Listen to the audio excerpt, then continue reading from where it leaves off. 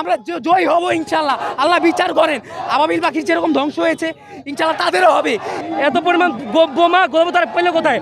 তাদেরকে অবশ্যই আমেরিকা এবং মধ্যপ্রাচ্যের বিভিন্ন দেশগুলো তাদেরকে দিচ্ছে। তাদের যত পণ্যগুলো আছে ওগুলো সবকিছু যেন বয়কট করে দেয় এবং কি বাংলাদেশে যেন না ঢুকতে পারে ওই ব্যবস্থা সবাই করেন। প্রথমত আমরা মুসলিম, আমাদের আরেকটা মুসলিম কান্ট্রি প্যালেস্টাইনের মানুষদেরকে নিরীহভাবে মেরে ফেলতেছে, এই জন্য আমরা এখানে আছি। ফিলিস্তিনে যে গণহত্যা চলছে তা আমরা প্রতিবাদ চাইলেই করতে পারতেছি না। আমরা নিজ নিজ দেশ থেকে যে যতটুকু সম্ভব আমরা প্রতিবাদ জানাচ্ছি।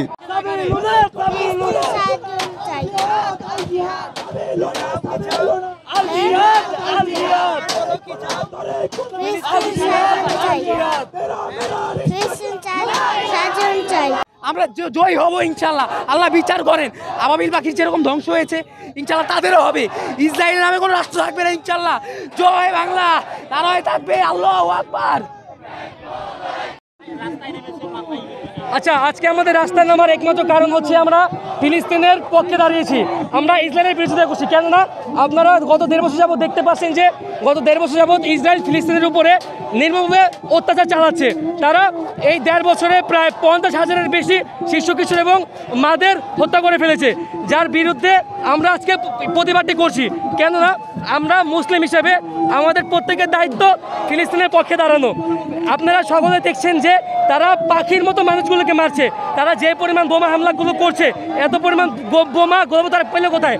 তাদেরকে অবশ্যই আমেরিকা এবং মধ্যপ্রাচ্যের বিভিন্ন দেশগুলো তাদেরকে দিচ্ছে। এগুলো যাদের সঙ্গে দেখা উচিত এবং এগুলোকে বন্ধ করা উচিত।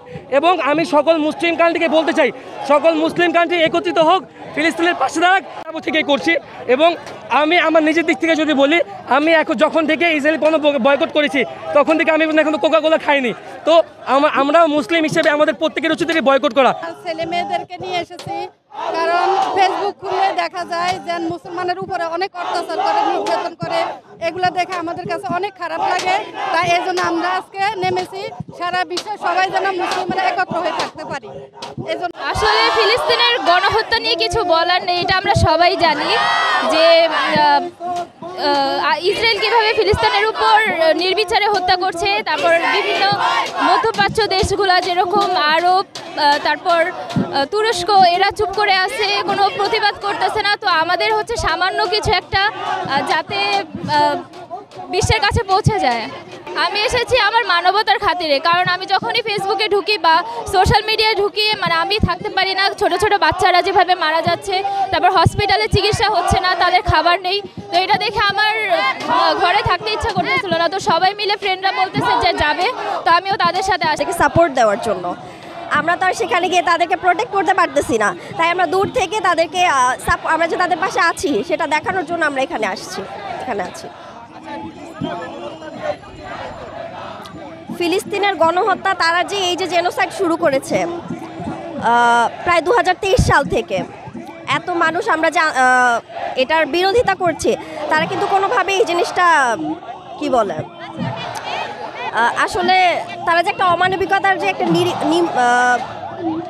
মানে